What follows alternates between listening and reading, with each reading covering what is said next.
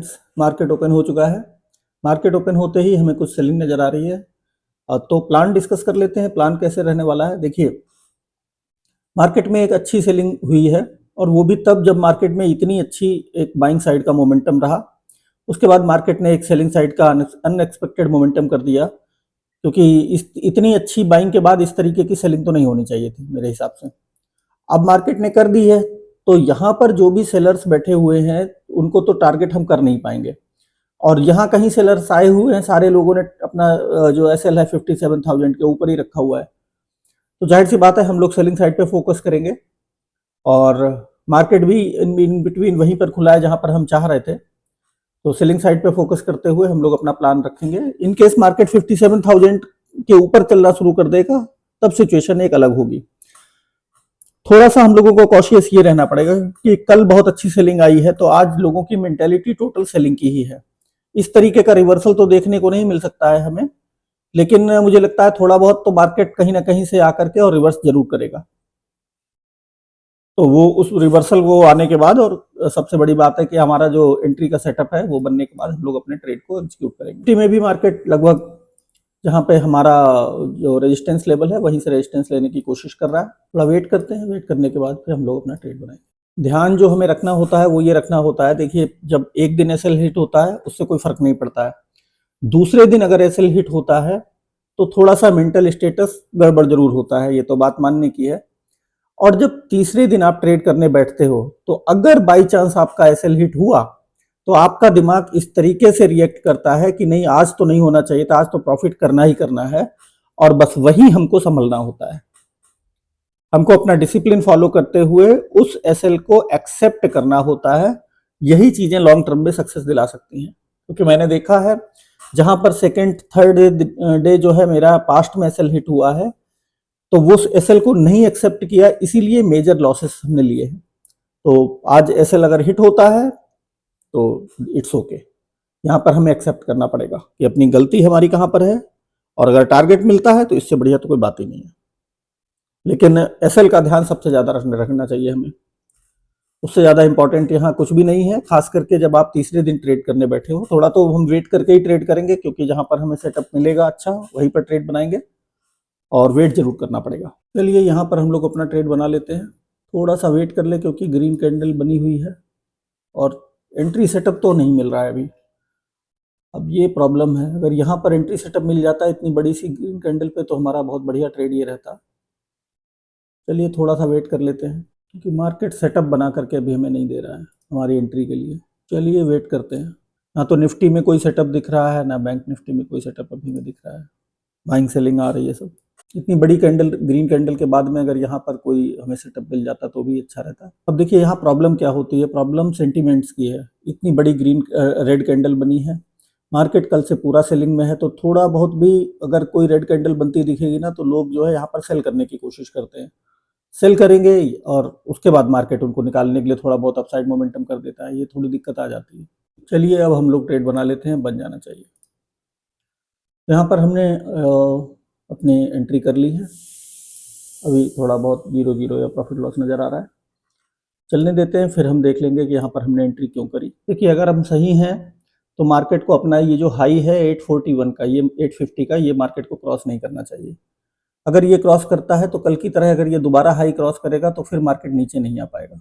Nifty में breakdown हो चुका है, बैंक निफ्टी अपने को थोड़ा बहुत कहीं ना कहीं होल्ड कर रहा है, और अभी हमारा थोड़ा बहुत 200-300 प्रॉफिट नज़र आने लगा। यहाँ पर लगभग 50% के आसपास टारगेट हमने पूरा कर लिया है। अभी 700-800 के आसपास प्रॉफिट चल रहा है।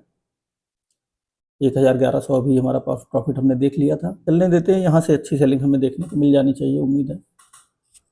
हालांकि एंट्री सेटअप तो हमें यहाँ पर इतना अच्छा नहीं मिला, क्योंकि मार्केट में ये बड़ी सी कैंडल बन गई, लेकिन कुल मिला के ऐसा लगा कि मार्केट को सेलिंग में जाना है तो फिर यहीं से जा पाएगा। फिर मार्केट यहाँ से अगर ऊपर निकल गया दोबारा से, तो फिर मार्केट में सेलिंग नहीं आ पाएगी, और यही हमारा लेवल था बाइंग का 841। जो हमारा सेलिंग का लेवल था 841 ही था।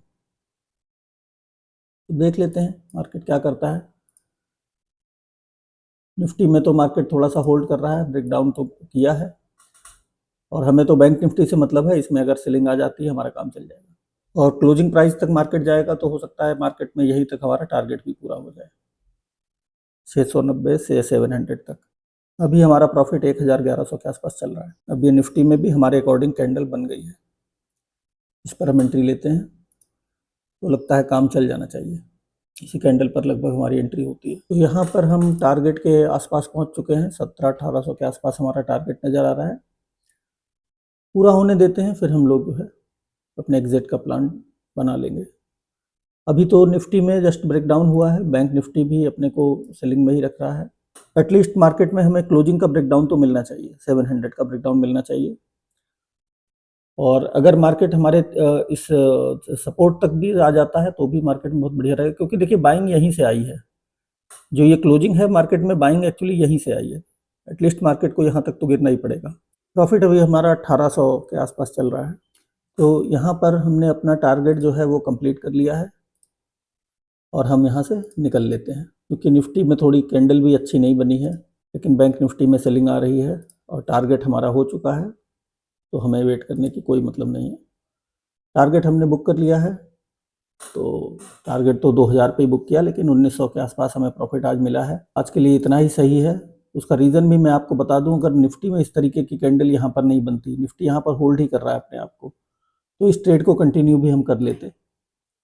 लेकिन इस तरीके की कैंडल बनने के बाद फिर वो रिस्की हो जाता है। मे भी हो सकता है अच्छा प्रॉफिट भी बुक कर पाए, लेकिन थोड़ा सा रिस्क बढ़ जाता है। हालांकि मार्केट अपने सपोर्ट तक, यहाँ क्लोजिंग तक तो आएगा ही आएगा, ऐसा मुझे लगता है। और इसमें भी मार्केट में ब्रेकडाउन हुआ है, लेकिन एक सही हमने एग्जिट अपना प्लान किया था। अब डिस्कस कर लेते हैं ये ट्रेड क्यों बनाया।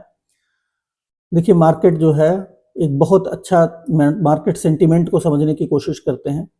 मार्केट क्लोजिंग का यहाँ से सपोर्ट लेकर के बहुत अच्छा अपसाइड का मोमेंटम किया। इतना अच्छा अपसाइड का मोमेंटम करने के बाद अगले दिन डाउन साइड मोमेंटम करना एक्चुअली पॉसिबल होता नहीं है। मार्केट को ओपन होते ही अपसाइड मोमेंटम करना चाहिए था, लेकिन मार्केट ने ऐसा नहीं किया। इसी चक्कर में कल हम ट्रैप हो गए। तो अब प्रॉब्लम यह है कि अगर मार्केट में ये बायर जो है अगर इतना स्ट्रांग होता तो मार्केट को इस तरीके से नीचे गिरने नहीं देता, और एटलीस्ट जो क्लोजिंग होती वो 57,000 के ऊपर ही मार्केट को क्लोज करवाता। लेकिन ऐसा नहीं हुआ। मार्केट जो है 57,000 के नीचे मार्केट ने क्लोजिंग दी, और जो यहाँ पर सेलर्स आए थे उनको टारगेट करने का प्लान ही नहीं हो सकता था, क्योंकि वो तो हो सकता है कि बहुत बार जब इंपॉर्टेंट लेवल के नीचे मार्केट होता है तो वो लोग अपना टारगेट भी बुक कर लेते हैं।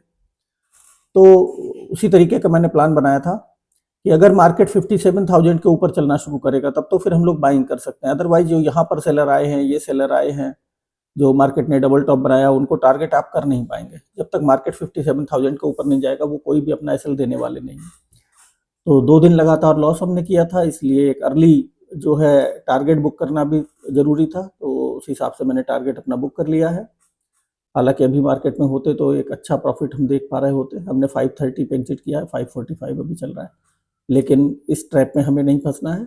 जो मार्केट में हमें मिल गया हमारा था, बस उतना ही बहुत है। खासकर 2 दिन ऐसे लगने के बाद तो इतना बहुत है। चलिए आज के लिए इतना ही। Thank you.